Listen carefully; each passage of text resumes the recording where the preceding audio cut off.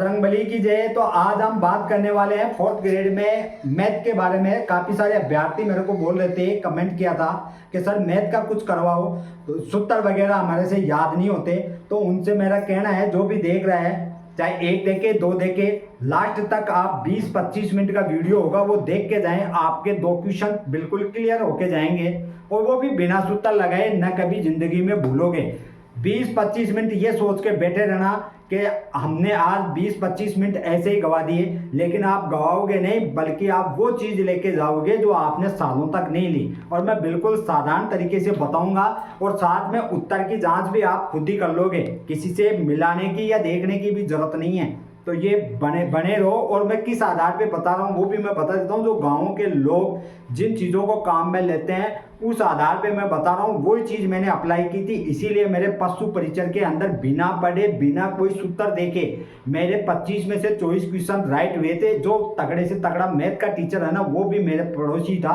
उसने देख के भी अफसोस किया कि यार ऐसे क्वेश्चन तू कैसे हल करके आ गया। और वो भी बिल्कुल बहुत कम समय में, मतलब एक क्वेश्चन हल करने में मैंने 30 सेकंड का भी समय नहीं लिया, लेकिन मेरे पास में वो तरीका ही ऐसा था। आ जाओ, देखो मैं बताता हूँ। तो देखो, मैं सबसे पहले साधारण ब्याज के क्वेश्चन ले रहा हूँ। आज सारे हल कराऊंगा मैं, लेकिन मैं साधारण ब्याज का क्वेश्चन लिया हूँ। शुरुआत यहीं से करेंगे। 5,000 रुपए का साधारण ब्याज बता रहा है 2,450 रुपए। यदि ब्याज की वार्षिक दर और वर्षों की संख्या बराबर है, यानी कि दर जितनी होगी उतनी क्या होगा समय, और तो ब्याज की दर क्या होगी। अब दर यहाँ पे दे रखी है, तो समय भी यहीं पे दे रखा है। जैसे मान लो अगर ये 6 अगर दर है, तो 6 ही क्या होगा, समय होगा, क्योंकि दोनों क्या है, बराबर। ये चीज अपने को पता हो गई। अब दूसरी चीज क्या है, ये 5,000 रुपए के अंदर हमें देखना पड़ेगा कि कितने 100 हैं, क्योंकि जो गाँवों के अंदर होते हैं वो नहीं जानते सूत्र वगैरह। वो ये देखते हैं कि जो ब्याज लिया जाता है ना, वो 100 के ऊपर लिया जाता है। जैसे मान लो 100 रुपये का 10% है, ब्याज की दर 10% है, तो 100 का 10 रुपये हो गया। अब 5,000 में कितने 100 हैं वो हम देखेंगे। तो हमें पता है कि कितने 100 होंगे इसके अंदर, तो इसमें हम 100 का भाग देंगे, तब आएगा अपने पास में 50। कहने का मतलब 5,000 में 50 100 है, तो अगर एक 100 की अगर 6% यानी कि 6 रुपये है ब्याज दर, तो 50 से हम गुणा करेंगे, और समय जितना होगा उतने से हम गुणा कर देंगे। कहने का मतलब ये हुआ। अब देखो, इसके अंदर हमने ये रख दिया। अब अपने को लाना है ये वाली संख्या। तो ये वाली संख्या अब आपको क्या करना था, वहां पे इनमें से ही रखना था। और यही तरीका अपनाया करो हमेशा, कभी भी जब भी जाओ ये तरीका अपनाया करो, क्योंकि उसके अंदर अपने को पहले ही उसका आंसर दे रखा है। बस ढूंढना ये है कि कौन सा आंसर सही होगा। अब उसमें कई कहेंगे कि सर उसमें टाइम ज्यादा लगता है। बिल्कुल टाइम नहीं लगता। देखो यहाँ पे मैं कैसे करता हूँ, ये तो आपके यहाँ पे रखा हुआ था, मेरे को पता था 5,000 में 50 100 है। अब इसमें जैसे मैंने ये देखा, इसके अंदर 36 होते हैं, 36 से गुणा करूंगा तो ये वाली संख्या मेरे पास में नहीं आ रही। क्यों नहीं आ रही, क्योंकि इसके अंदर जो हम गुणा करें, तो जो 36 से 5 15 आ रहे हैं लास्ट में, तो ये बिल्कुल नहीं आने वाली। इसको मैंने गुणा किया, जैसे मान लो 7 7 49 है, तो मैंने 50 को 50 से गुणा किया, तो मेरे को लगा 2,500 हो रहे हैं, तो ये बिल्कुल ये संख्या आने वाली है। अब कैसे आने वाली है, देखो 7 को 7 से गुणा, ये हो गया, ये तो हो गई दर, ये हो गया समय। दर है और समय दोनों बराबर है, ये मैंने इसको काट दिया, यहाँ बच गए 50। इतना तो मैं बता रहा हूँ, वैसे आपको अगर आइडिया हो जाए ना, तो ऐसे मतलब डायरेक्ट आंसर करके आओगे। यहाँ पे हो गए 49।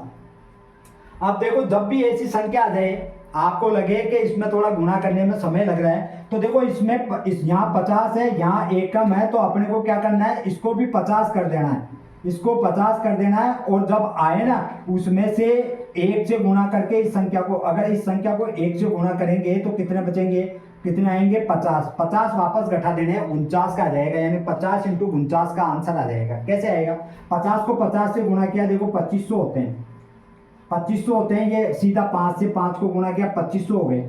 अब मेरे को पता है यहाँ एक कम है, यानी कि 49 ही है, मैंने इसको 50 कर दिया, तो एक वापस घटा देंगे इससे गुणा करके, एक को इससे गुणा करेंगे, कितने है 50। 50 वापस घटा दो, कितने हो गए 2450। ये लो, ये आंसर आ गया 2450। उत्तर की जांच हो गई कि नहीं, यानी कि उत्तर की जांच भी साथ की साथ में हो रही है। आप सूत्र लगाएं, उसमें गलत होने के चांस होते हैं, लेकिन इसमें कोई गलत होने का चांस नहीं है, समय भी बिल्कुल कम लगता है। तो इस प्रकार से ये पहला क्वेश्चन हो गया। और मैं इसको थोड़ा गहराई से बताता हूँ। तो देखो मैंने क्या किया, 5,000 रुपये गाँव के अंदर जो होते हैं वो लोग, या वो तो रूल है ही कि इसके अंदर जो ब्याज की दर होती है, जो ब्याज होता है वो 100 के ऊपर लिया जाता है। मान लो यहाँ पे अगर 6% है तो वो कह रहा है कि 100 के 6 रुपए हैं। ये परसेंट का मतलब हो गया 100 के 6 रुपए, परसेंट का मतलब यानी कि 100 के 6 रुपए। तो 5,000 में कितने 100 होंगे, 100 का भाग देंगे तो अपने को पता लग गया कि 50 100 होंगे। अब ये तो हो गया एक साल का, एक साल का हो गया 50 रुपए और 7 यानी कि 7 पंजे 35, 350 रुपए होते हैं एक साल के। लेकिन समय कितना देर का है, 7 साल का। 350 को 7 से गुणा कर दो, आंसर आ जाएगा। तो इसको, इसके लिए हम क्या करते हैं, एक साथ कर देते हैं। यानी कि 5,000 रखा, इसके नीचे 100 रखा। 100 की वैल्यू क्यों रखी, क्योंकि इसमें हमें ये देखना है कि इसमें वास्तव में 100 कितने हैं, 5,000 रुपए में 100 कितने हैं, तभी तो उसको हम गुणा करेंगे। और समय इसलिए कि कितने साल तक वो रहा। तो यानी कि 7 को 7 से गुणा किया तो कितने हो गए 49, और ये 50 100 आ गए इसके अंदर 5,000 में। 49 को 50 से गुणा करेंगे तो इसमें क्या होगा कि ये जो 50 को 50 से गुणा कर देंगे तो 2500 होते हैं। अब वापस एक जो वापस अपने को कम करना है वो वापस हम 50 से गुणा करके, यानी कि 50 ही आएंगे, 50 घटा देंगे, कितने आ गए 2450 रुपये। यानी कि ये आंसर अपने पास में मिल गए। तो इसका मतलब ये राइट आंसर है। अब इसको मैं डायरेक्ट कैसे किया था वो भी बता देता हूँ। मैंने देखा इसमें 50 है, यहाँ अगर मैं 7 7 49, इसको 50 से गुणा करता हूँ 2,500 होते हैं, तो ये राइट आंसर होगा, क्योंकि 49 को 50 से गुणा करेंगे ये आएगा। ये यहाँ पे इसको मारा और निकल ली। यानी कि ये क्वेश्चन करने का तरीका ही है। और ये जो क्वेश्चन है वो मैथ का एक वो था, उसने थोड़ा सा गुणा करने में गलती कर दी, वो सूत्र लगाया तो पता नहीं कौन सा लगाया, वो तो मेरे को नहीं पता। तब उसने मेरे को पूछा कि यार तूने इसको कैसे किया, तो मैंने अपने पेपर में बताया था, मैंने केवल इतना सा कर रखा था, 50 × 49, बस ये उसको मिला कि ये तेरे पास में ये जो वैल्यू है कैसे आई। तो मैंने कहा कि यार 5,000 के अंदर 50 100 है और ये ब्याज की दर और समय बराबर है। तो मैंने पहले 36 का आइडिया लगाया, 36 को 50 से गुणा करते हैं तो लास्ट में 15 आ रहे थे। तो मैंने कहा ये तो बिल्कुल नहीं आने वाला, यहाँ पे 49 है और यहाँ पे 50 थे। तो मैंने 50 को 50 से गुणा किया, 2,500 में से वापस 1 घटाया, यानी कि 50 घटाया तो कितने आ गए 2450। तो मैंने इस पर मार दिया और मात्र मैंने 10 सेकंड के अंदर ये हल कर दिया था। अब देखते हैं अगला क्वेश्चन, और किसी को समझ में नहीं आए तो वो दोबारा भी पूछ लेना, मैं इसको करवा दूंगा। इससे मेरे को संख्या से कोई फर्क नहीं पड़ता कि अभ्यर्थियों की संख्या कितनी है, पढ़ने वाले कितने हैं, एक भी होगा तो भी मैं करवाऊंगा, क्योंकि इससे मेरा भी फायदा है, साथ में जो बैठे हुए हैं उनका भी फायदा है। अब चलते हैं हम अगले क्वेश्चन पे। तो मैं अगला क्वेश्चन लिख देता हूँ, फिर अगले क्वेश्चन करवाते हैं। अगला क्वेश्चन है, यदि किसी वस्तु का क्रय मूल्य उसके विक्रय मूल्य का 80% है तो लाभ प्रतिशत होगा। अब देखो मैंने कहा था कि प्रतिशत हमेशा 100 पे डिपेंड करता है, चाहे लाभ हानि हो, चाहे साधारण ब्याज हो, चाहे चक्रवृद्धि ब्याज हो, ये सारे ही 100 के ऊपर ही, वैल्यू 100 पे मानेगा वो। यानी कि 100 पे कितना लाभ हो रहा है, 200 पे कितना लाभ हो रहा है, 300 पे कितना हो रहा है, 400 पे कितना, वैसे ही ब्याज है 100 का इतना ले रहा है तो इतने का कितना लेगा, तो यानी कि उसमें हम 100 का भाग देंगे। कहने का मतलब ये है। अब इसमें भी क्या है, लाभ हानि भी हमेशा 100 पे ही निकलती है, यानी कि 100 पे फिर जो क्रय मूल्य है उसका हम भाग देंगे तो उसके अंदर उसकी वैल्यू आ जाएगी 100 की, फिर उसको हम गुणा कर देंगे तो अपने पास में प्रतिशत लाभ आ जाएगा। ये इतना ध्यान रखना है, यानी कि हमेशा क्रय मूल्य के ऊपर ही क्या होता है, क्योंकि जो लाभ हानि जो भी होती है वो हमने खरीदा उसके ऊपर डिपेंड करती है, विक्रय मूल्य पे नहीं। इतना सा ध्यान रखना है। अब इसको क्वेश्चन को पढ़ो, देखो, यदि वस्तु का क्रय मूल्य उसके विक्रय मूल्य का 80% है तो लाभ प्रतिशत क्या होगा। अब इसके जो ऑप्शन थे वो ऐसे थे, ए के अंदर दे रखा था 20, बी के अंदर दे रखा था 25, सी के अंदर दे रखा था 30 और डी के अंदर दे रखा था 22, ये थे। तो अब इसमें से अपने को आंसर देखना था, तो इसमें क्या करना है, अपने को देखना है कि क्रय मूल्य उसके विक्रय मूल्य का कितना है 80%। तो अपने को ये जो इसकी वैल्यू इसके आधार पे डिपेंड कर रहा है, तो जो जिसकी तुलना की जाती है ना उसको हमेशा 100 मानना चाहिए, चाहे क्रय मूल्य हो चाहे विक्रय मूल्य हो, हमेशा ये ध्यान रखना चाहिए। अगर कहें कि मोहन से 80% है तो मोहन की वैल्यू 100 है तो उसकी 80 होगी। कहने का मतलब ये, तो ये मैंने मान लिया विक्रय मूल्य। अब विक्रय मूल्य है वो हो गया 100, और क्रय मूल्य है वो कितना हो गया 80 रुपये, 80%, यानी कि 100 का 80% कितना हो गया 80 रुपये, और ये पूरा 100% है। यहाँ तक आपको समझ में आ गया। अब इसमें जो दोनों में फर्क है वो कितना है 20 रुपये का। कितने का 20 रुपये का। अब जब 20 रुपये का लाभ हुआ, यानी कि खरीदा उसने 80 में, बेचा उसने 100 में, तो 20 का लाभ हुआ, तो हमेशा लाभ प्रतिशत किस पे निकाला जाता है क्रय मूल्य पे। तो 20 रखेंगे ऊपर, 80 रखेंगे नीचे, इंटू 100, यानी कि 100 के ऊपर कितना उसको लाभ हुआ। तो इसमें हम भाग देंगे, तो ये आ गए अपने पास में 4, और 4 का 100 में भाग देंगे तो कितने आ गए 25%। तो इसका आंसर आएगा 25%। काफ़ी सारे लड़के हैं वो इसमें 20 करके आए थे। हालांकि इस क्वेश्चन दिखने में इजी है, मैथ वालों को तो लग रहा होगा इजी है ऐसा है, लेकिन जिसकी मैथ नहीं है वो वास्तव में मात खाता है। कहाँ मात खाओगे ये भी मैं बता देता हूँ। ऐसे ही क्वेश्चन आते हैं जिसमें कंफ्यूज किया जाता है। कैसे, यहाँ पे पूछा था कि क्रय मूल्य उसके विक्रय मूल्य का 80% है, तो डायरेक्ट उन्होंने लगाया कि यार ये तो 100 रुपये थे और 80 रुपये हैं, तो इसमें 20% हो गया, 20% लाभ करके आ गए। जबकि 20% नहीं होगा, 20 तो सही है पर वो 20 रुपये हैं, न कि प्रतिशत, रुपए हैं वो। यानी कि 80 रुपये के ऊपर उसको 20 का लाभ हुआ। 80 रुपये पे कितने का लाभ हुआ 20 पे, तो 1 पर कितने का होगा 80 का इसमें भाग दे देंगे। 1 पे कितने का होगा 80 का इसमें भाग दे देंगे, और 100 पे कितना होगा वो इसमें आंसर आ जाएगा। ये क्यों लगाते हैं देखो दोबारा से सुन दो। 80 और 100 के अंदर फर्क कितने का है 20 रुपये का। अब हम कहें कि यार इसमें प्रतिशत जो है हमेशा 100 पे निकलता है, तो 100 पे हम कैसे निकालें। जब इसकी 1 की वैल्यू आए तो हम 100 से गुना करें, तब अपने पास में वो आए आंसर। लेकिन उसकी 1 की वैल्यू निकालने के लिए, यानी कि 100 पे 20 का, यानी कि 80 पे 20 का, तो 1 पर कितने का होगा, इसमें 80 का भाग देंगे तब 1 की वैल्यू आ जाएगी। 1 रुपये पे कितना लाभ हुआ उसको। अगर 100 पे निकालना है तो हम क्या कर देंगे 100 से गुणा कर देंगे परसेंटेज में, यानी कि अगर 100 की वैल्यू हो गई है तो इसको हम 100 से गुणा करेंगे और इसको हम काटेंगे, तब अपने पास में कितने आ गए 25, यानी कि 100 रुपये की वस्तु है उसके ऊपर 25 रुपये का लाभ होगा, 25% का। ये हुई बात, समझ गए बात। ये सूत्र में रखते हैं ना, इसमें 1 की वैल्यू निकालने के लिए रखते हैं। इतना ही ध्यान रखो, आप सूत्र को रटने की जरूरत नहीं है। मैंने यही सीखा है कि भाई जब भी कोई भी संख्या आए तो उसमें हम 1 की वैल्यू निकालेंगे, तभी तो 100% का निकालेंगे, उससे 100 से गुना करें। ये तो है ही अभी 20, यानी कि पहले 25% है, तो 25% को और 100 से गुणा कर देंगे तो वो तो 2500, यानी कि उससे 25 गुना अधिक हो गया। 2500 पे वैल्यू निकली है, 2500 पे थोड़ी निकली। 2500 पे निकालने के लिए इसमें 1 की वैल्यू निकाल दी, 1 के निकालने के बाद में वापस 100 से गुणा कर देंगे, ये आ गया आंसर। कहने का मतलब ये बात। तो इस प्रकार से मैंने 2 क्वेश्चन करवा दिए। इसमें चाहे इधर दे दो, अगर ये उल्टा कर देता तो हानि हो जाती। मान लो यहाँ पे होते 100 क्रय मूल्य, ये क्रय मूल्य होते 100 और इधर विक्रय मूल्य होता 80। अब कहने का मतलब ये है, मैं एक पेन लेके आया ये वाला, ये खरीदा मैंने 100 रुपये में और इसको मैंने किसी दूसरे को 80 रुपये में बेच दिया। समझ रहे हो बात, 80 रुपये में बेच दिया तो मेरे हानि कितने रुपए की हो गई 20 रुपये की। कितने पे हुई 100 पे हुई। कितने पे हुई 100 पे हुई। तो अब 1 पे कितने की होगी, तो मैं इसको क्या करूँगा 100 से गुणा करूँगा, ये काट दिया तो 20% हानि हुई मेरे को। हानि कितने की हुई 20% हानि हुई।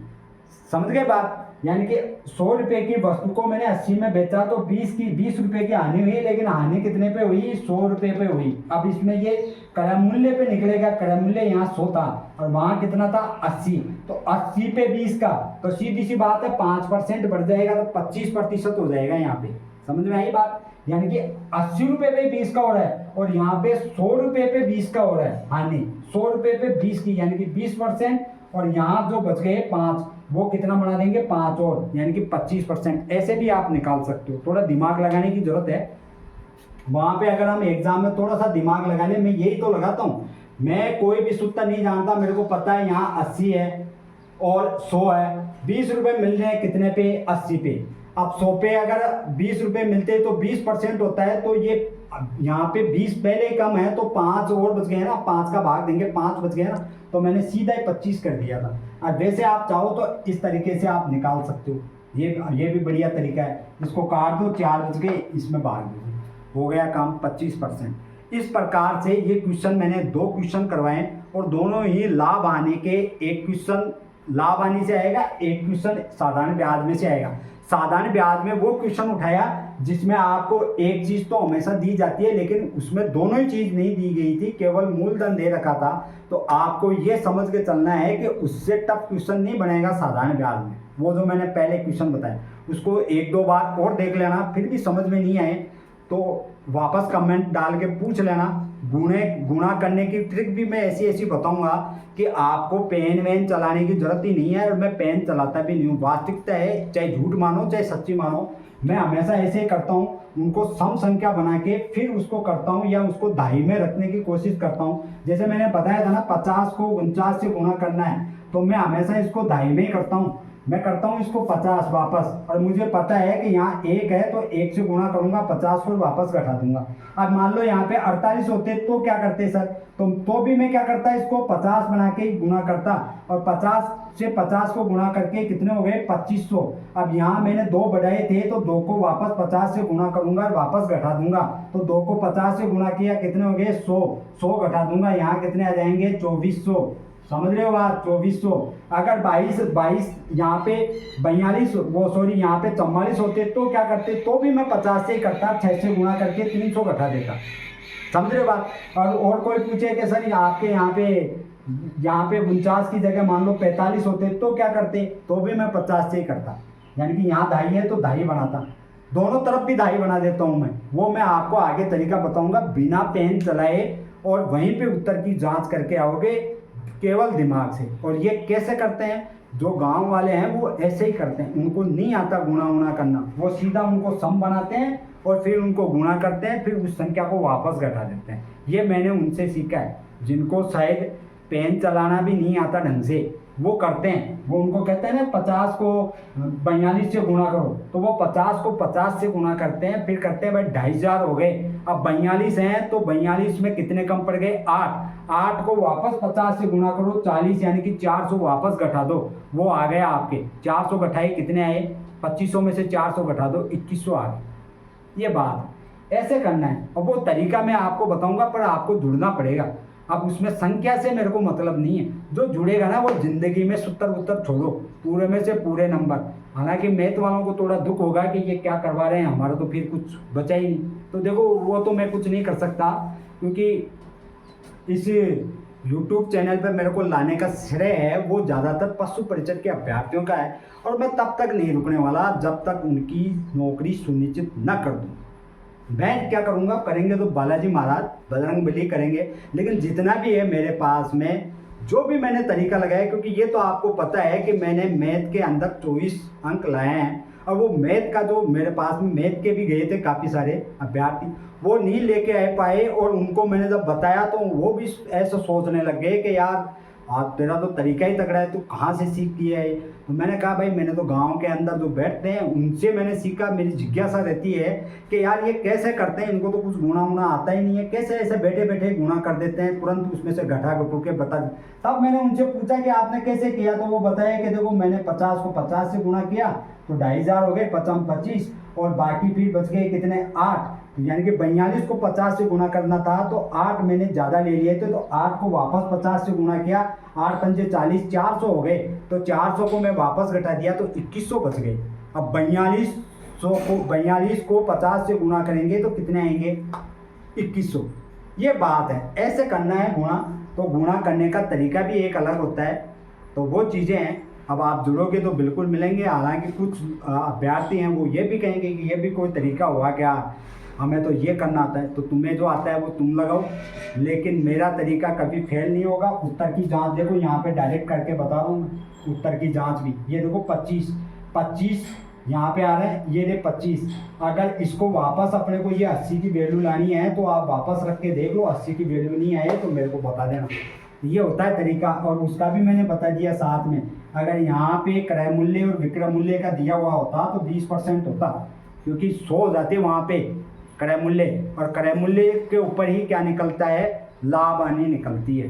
ये बात है, प्रतिशत में दोनों की 100 की वैल्यू रहेगी, ये बात आपको ध्यान रखनी है। इसी के साथ में जय श्री राम, बजरंगबली की जय। कल की क्लास में फिर मिलेंगे, 2, 4, 5 जितने भी होंगे सबको कराऊंगा, और मैथ में ही करवा दूंगा। आपको फिर पेन चलाने की वहाँ ज़रूरत ही नहीं है, एग्ज़ाम में जाना और सीधे मैं बता रहा हूँ वो तरीका अपना लेना। बाकी आप सभी का धन्यवाद। जय श्री राम, बजरंगबली की जय।